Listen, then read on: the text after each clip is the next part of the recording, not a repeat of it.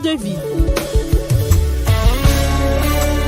Parole de vie, votre rendez-vous hebdomadaire avec l'église Parole de vie en collaboration avec l'Institut pastoral Biangukato. Je n'oublie aucun de tes bienfaits.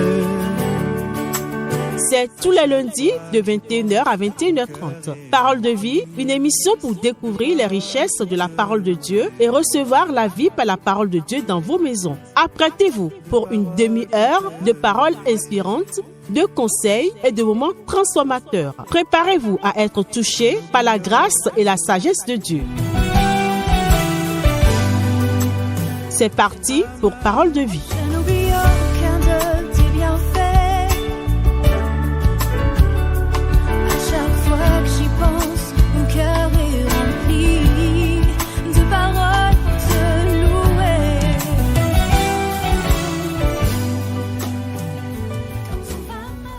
Amis auditeurs et amis auditrices de votre émission Parole de vie, soyez la bienvenue. Je prie que le Seigneur vous garde et vous protège. Merci de votre fidélité à votre émission, à notre émission, l'émission Parole de vie qui apporte la vie de Dieu dans vos maisons et qui apporte la vie de Dieu dans vos vies respectives. Nous sommes ce lundi 7 octobre 2024. Je suis heureux de vous accueillir. Moi, c'est le pasteur Nafis Sonomora. J'ai la joie et le bonheur de partager avec vous la prochaine demi-heure. Nous avons comme d'habitude, nos trois rubriques. Dieu s'intéresse à toi. Oh oui, ça c'est vrai. Dieu s'intéresse à toi. Il ne t'abandonne pas. Il ne te délaisse pas. Non, il te tend la main. Dieu s'intéresse à toi. La rubrique prochaine, c'est Sonder les Écritures. Et la troisième rubrique, c'est Minute du couple. La dernière rubrique sera malheureusement pas présente dans notre émission de ce soir, mais elle reviendra, je vous le promets, le lundi 14. Mais nous allons commencer directement par celui-là qui nous a rassemblés, au nom duquel nous sommes là, celui qui nous donne la vie, celui qui nous donne la paix. Prions. Notre Dieu, je glorifie ton nom. Ah, qu'il est bon d'être là et de savoir que tu nous vois, que tu nous tends la main, que tu nous gardes. Béni sois-tu. De tout notre cœur, Seigneur, je te dis merci.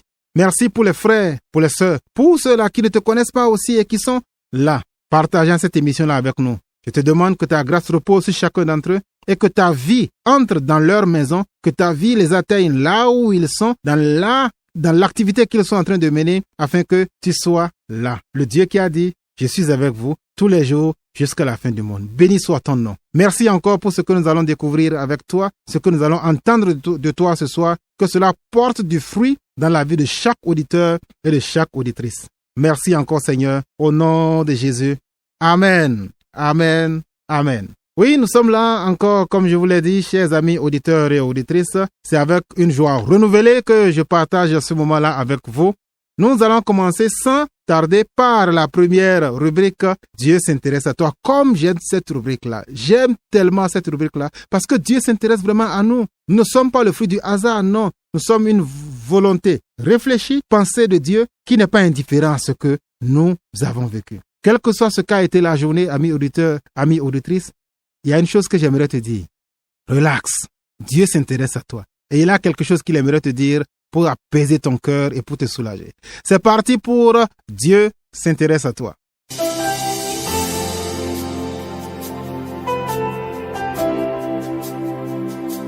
Savez-vous à quel point Dieu s'intéresse à vous personnellement? Découvrez-le maintenant dans notre rubrique spéciale « Dieu s'intéresse à toi ». Restez avec nous.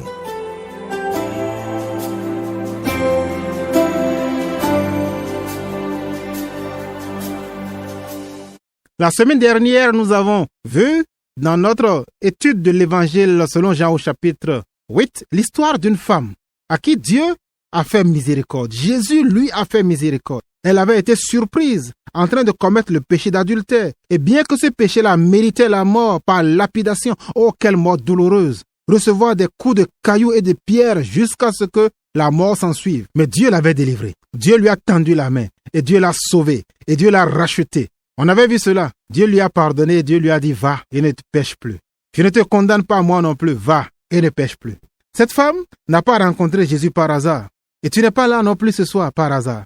Si tu es là et que tu m'écoutes, si tu entends ma voix, c'est que Dieu s'intéresse à toi. Et ce qu'il a fait pour cette femme-là, dont nous avons parlé la semaine dernière, il va et il peut encore le faire aussi pour toi. L'histoire de cette femme, elle est tragique. Ce sont les leaders juifs qui l'ont conduite au Seigneur Jésus. L'histoire se trouve aujourd'hui dans l'accent qui sera porté, c'est celle des accusateurs. L'histoire se trouve, comme je le disais tantôt, dans l'évangile selon Jean, au chapitre 8, du verset 3 au verset 11. En fait, Jésus se trouvait dans le temple et il était en train d'enseigner le peuple lorsque la Bible nous dit à partir du verset 3, je lis. Alors, les spécialistes de la loi et les pharisiens amenèrent une femme en surprise en train de commettre un adultère. Ils la placèrent au milieu de la foule et dirent à Jésus, « Maître, cette femme a été surprise en flagrant délit d'adultère. Moïse dans la loi nous a ordonné de lapider de telles femmes. Et toi, que dis-tu » Il disait cela pour lui tendre un piège afin de pouvoir l'accuser. Mais Jésus se baissa et se mit à écrire avec le doigt sur le sol.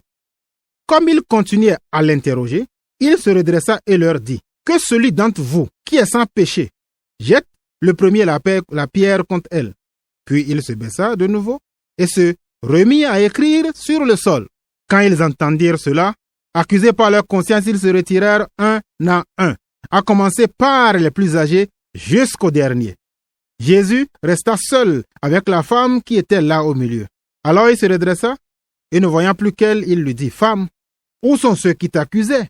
Personne ne t'a donc condamné? » Elle répondit, « Personne, Seigneur. » Jésus lui dit, « Moi non plus, je ne te condamne pas.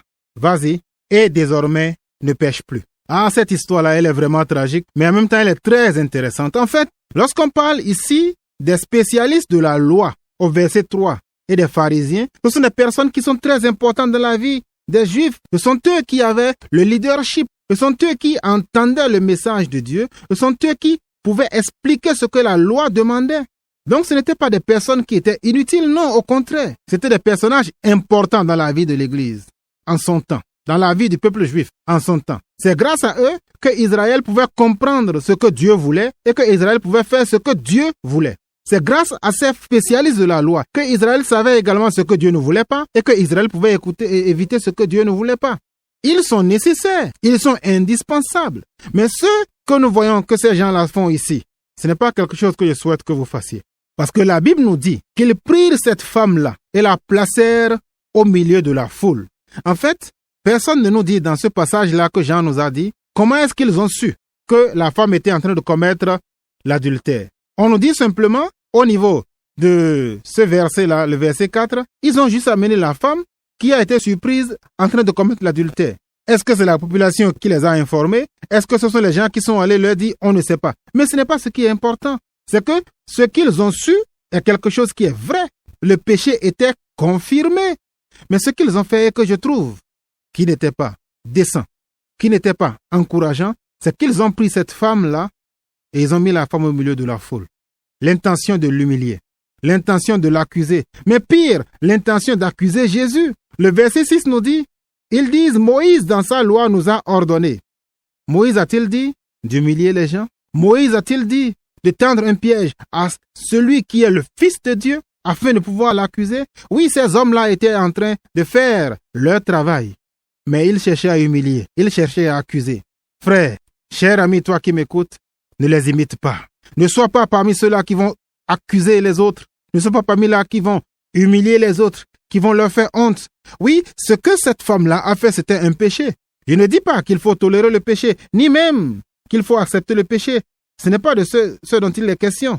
Ce que j'aimerais vous dire, la Bible nous dit, veillons les uns sur les autres pour nous encourager aux bonnes œuvres. Veillons les uns sur les autres pour nous prévenir et nous encourager à nous détourner du péché. Mais ne deviens pas un policier derrière les frères.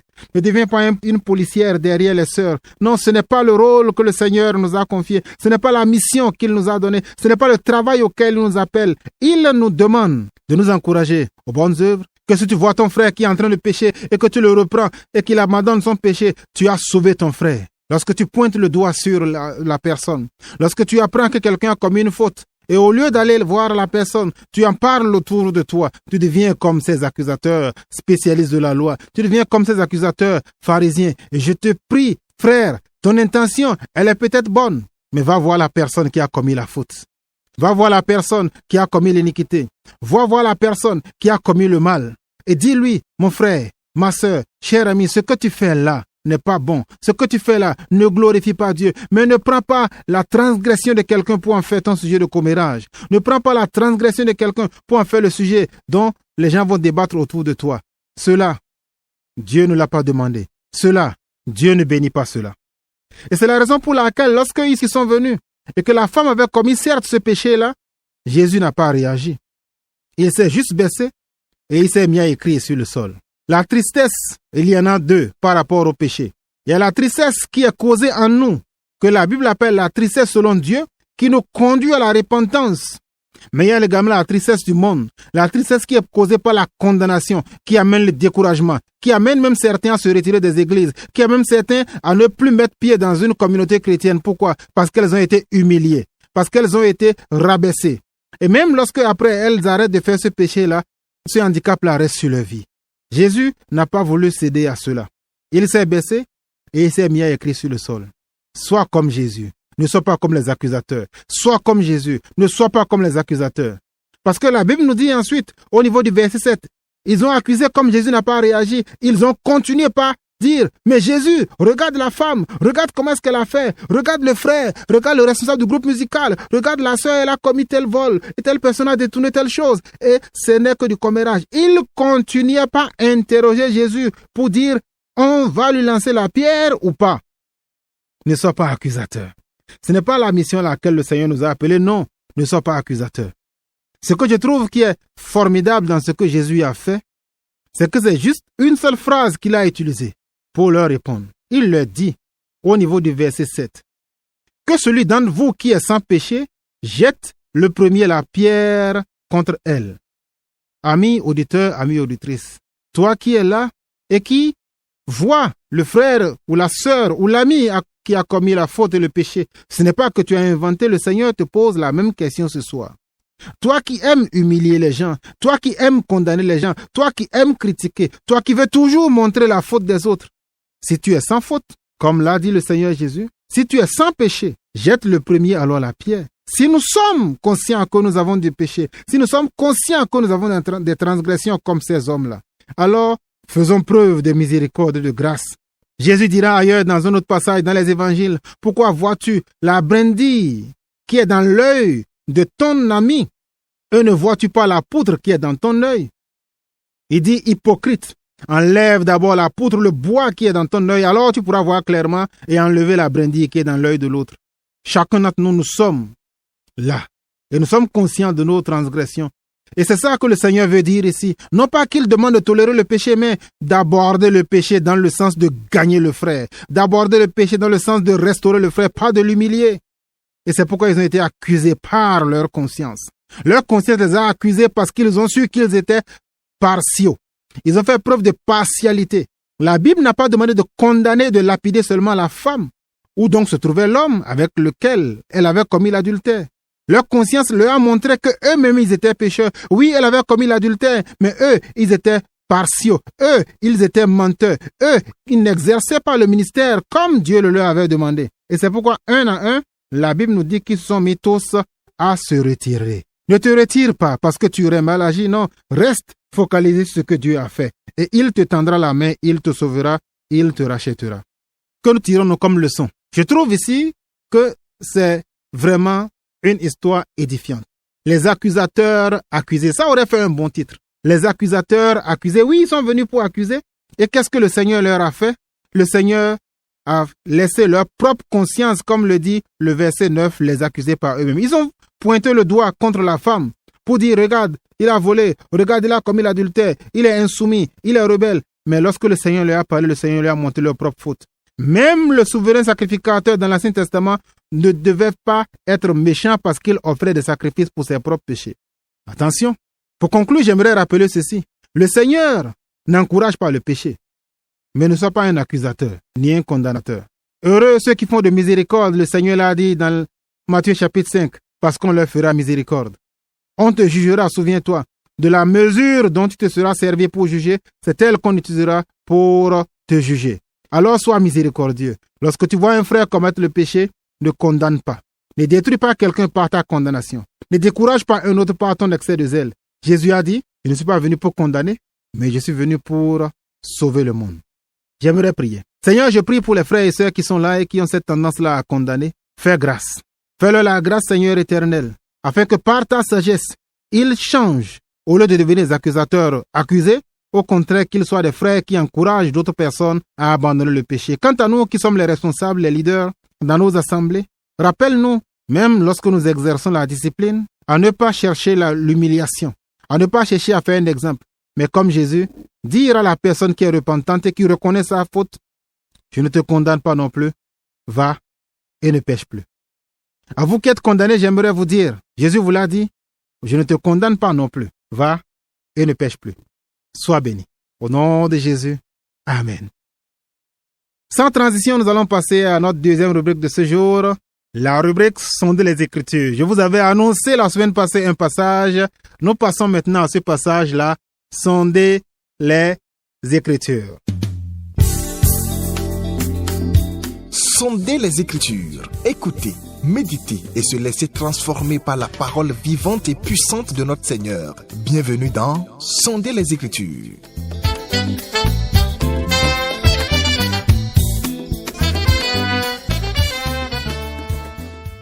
Sonder les Écritures nous amène dans un passage qui est très connu. Dans le livre des Chroniques, il est écrit, 1 Chronique chapitre 16, le verset 22. 1 Chronique 16, le verset 22. Ne touchez pas à mes oins, ne faites pas de mal à mes prophètes. Qu'est-ce que le Seigneur veut nous dire à travers ce verset-là? Ne touchez pas à mes oins, ne faites pas du mal à mes prophètes. Pour comprendre cela, il faut retourner, comme je vous l'ai souvent recommandé dans cette émission et dans cette rubrique-là, retourner au contexte. C'est un chant. C'est un passage, un verset qui est tiré d'un chant. Un chant que Asaph et ses frères ont formulé pour célébrer le retour de l'arche de l'Éternel dans la cité de David. David avait construit une maison dans laquelle l'arche de l'Éternel allait être gardée. Le verset 7 nous dit, dans 1 Chronique 16, c'est ce jour-là que David chargea pour la première fois Asaph et ses frères de célébrer les louanges de l'Éternel. Donc, c'est dans ce contexte-là que le passage est donné, qui dit, comme je l'ai déjà dit au verset 22, « Ne touchez pas à mes oins, ne faites pas du mal à mes prophètes. » En fait, quand vous lisez, comme je l'ai dit dans le contexte, du verset 8 jusqu'au verset 15, ce que le Seigneur fait, c'est de rappeler les raisons pour lesquelles David était content, parce que David dansait. Il était heureux. L'arche de l'Éternel avait été arrachée. L'arche de l'Éternel avait été saisie par les ennemis de Dieu. Et ça avait été déporté, c'est passé de d'un lieu à un autre. Et ça a fini en fin de compte dans la maison de Obed-Édom. Et Israël, à travers la bouche de Asaph et ses frères, chantait les louanges à Dieu pour le retour de l'arche de l'Éternel. De quoi est-ce qu'il est question? Pourquoi est-ce que le Seigneur demande maintenant, dans cette période de joie-là, ne touchez pas à mes oins, ne faites pas du mal à mes prophètes? Qui sont les prophètes et qui sont les oins de l'Éternel? Toujours, dans ce chapitre 16 de 1 Chronique, il est dit, du verset 15 jusqu'au verset 21, que Dieu voulait rappeler à Israël qu'ils avaient fait une alliance. Une alliance qui allait rester un pacte qui était un pacte avec Abraham, avec Isaac, avec Jacob, et qui était désormais une alliance perpétuelle.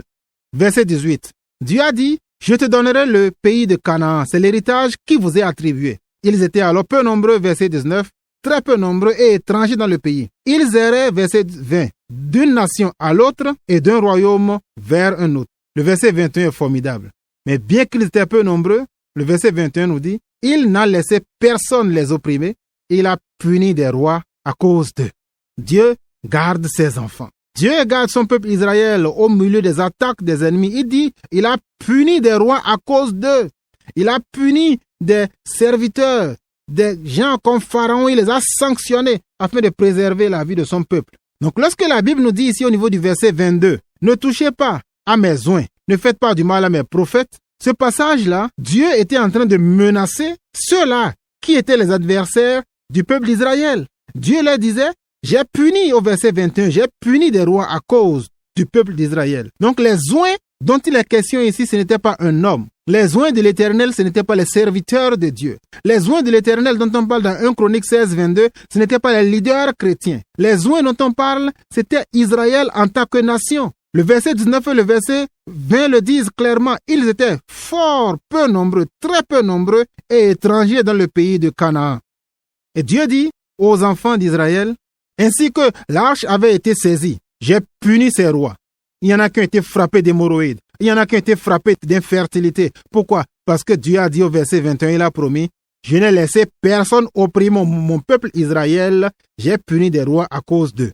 Donc, chers amis auditeurs, ce passage, lorsqu'il parle des oints, ne parle pas des gens qui ont reçu l'onction en tant que serviteurs de Dieu, en tant que pasteurs, en tant que leaders, non. Les oints ici désignent le peuple de Dieu, le mot oint ici désigne Israël. Mais qui sont les prophètes alors dans ce cas? Là encore, il ne s'agit pas de quelqu'un qui a un ministère prophétique, il ne s'agit pas d'un pasteur qui est prophète dans son église, non. Dieu considère ici Israël comme étant son porte-parole. Il a dit, je vais faire éclater ma gloire à travers vous. Israël sera pour moi une nation de prophètes, de prêtres et de sacrificateurs. Donc, lorsque le Dieu que nous invoquons dit ici dans 1 Chronique 16, 22, ne faites pas du mal à mes prophètes, il ne parle pas à quelqu'un qui a un ministère de prophétie, non. Tout comme le mot oint ici désigne non pas un noble, mais mais le peuple de Dieu. De la même façon, le mot prophète ici désigne tout Israël. Et c'est pourquoi il dit, ne touchez pas à Israël. Ne faites pas du mal à Israël. Parce que si vous le faites, verset 21, je ne laisserai personne les opprimer et je punirai les rois à cause d'eux. À propos, dans nos églises aujourd'hui, qu'est-ce qu'on peut voir? En réalité, Dieu a toujours la bonne main pour veiller sur son église. Lorsque nous voyons le cas de Paul, qui était grand persécuteur de l'église, lorsque le Seigneur le rencontre dans le livre des Actes des Apôtres, au chapitre 8 et au chapitre 9, avant sa conversion, il fait chuter en plein jour les ténèbres sur la vie de Paul. Et il lui dit, pourquoi me persécutes-tu? Et Paul lui dit, mais qui es-tu, Seigneur? Il dit, je suis Jésus que tu persécutes. Donc Dieu veut protéger ici son peuple. Il dit, si vous touchez à mes oints, si vous touchez à mon peuple, si vous touchez à ceux-là qui m'adorent, vous me trouverez sur mon chemin. Le verset 21 le dit clairement, il n'a laissé personne les opprimer. Il a puni des rois à cause d'eux. Qui ne connaît pas l'histoire d'Égypte, l'histoire de Pharaon, puni à cause de ce qu'ils ont fait. Dans l'Épître aux Corinthiens, il est dit, si quelqu'un détruit le temple de Dieu, Dieu le détruira. Donc ce que la Bible veut nous dire ici, ce n'est pas qu'il veut soustraire les leaders aux critiques. Non. Nous avons vu Paul qui a critiqué Pierre et Barnabas dans Galates au chapitre 2. Lorsqu'ils étaient hypocrites, il les a critiqués. Mais dans le même temps, Paul met en garde contre les accusations fausses et mensongères contre les leaders. Dans sa première épître à Timothée, il dit non, n'accusez pas un responsable sans preuve. Ceux qui l'ont fait en ont subi les conséquences, comme Aaron et Mariam, ou bien encore dans le cas de la révolte de Corée de son groupe. Mais, chers amis auditeurs et auditrices, lorsque le Seigneur nous dit « Ne faites pas du mal à mes oints », il ne parle pas des hommes, mais il parle plutôt du peuple de Dieu. Il ne parle pas des responsables. Donc voilà comment est-ce qu'il faut comprendre ce passage-là. Je sais que nous avons tellement de choses à entendre. Écoutez, la parole de Dieu est si riche. Et comme l'a dit l'eunuque éthiopien, comment comprendre si personne ne m'explique? Vous comprendrez parce que vous avez les clés. Une de ces clés-là, c'est par exemple se joindre à nous. Nous avons commencé aujourd'hui à l'Institut Pastoral Biancato, qui est d'ailleurs notre partenaire pour cette rubrique Sonder les Écritures. Nous avons eu la rentrée aujourd'hui. Nous faisons le cours sur le leadership chrétien. Si vous avez envie de nous rejoindre, contactez le secrétariat à cet effet. Vous aurez tout à l'heure à la fin de l'émission les informations. Et n'hésitez pas. Nous sommes là. Que le Seigneur vous bénisse et qu'il vous garde. Ça a été un plaisir de vous avoir et de vous partager la parole de Dieu ce soir. Nous avons vu d'une part que Dieu s'intéresse à toi et te dit, ne sois pas un accusateur, mais Dieu te dit en même temps, serviteur de Dieu, leader, ne comprends pas mal la parole de Dieu. Lorsque Dieu dit ne touchez pas à mes oints, ne touchez pas à mes leaders, il s'adressait à Israël et non à un homme. Rendez-vous lundi prochain, 14, ce sera avec plaisir, même adresse, même heure, même fréquence. Dieu dans vos maisons, c'était l'émission Parole de vie avec le pasteur Anafis Nomora. À la semaine prochaine.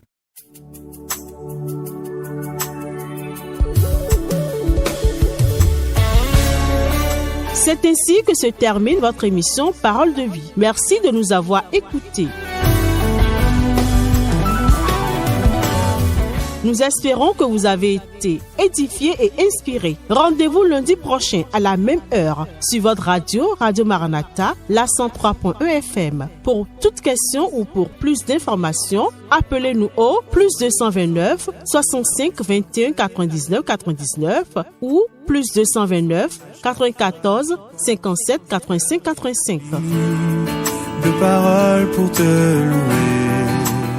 L'église Parole de Vie et l'Institut pastoral Byang Kato sont situés à Abou-Mekalavi, Carrefour Bilo Sessi, premier étage, immeuble EUG Bénin, avant le supermarché Azima. Que la paix et la bénédiction de notre Seigneur Jésus-Christ soient avec vous. À lundi prochain.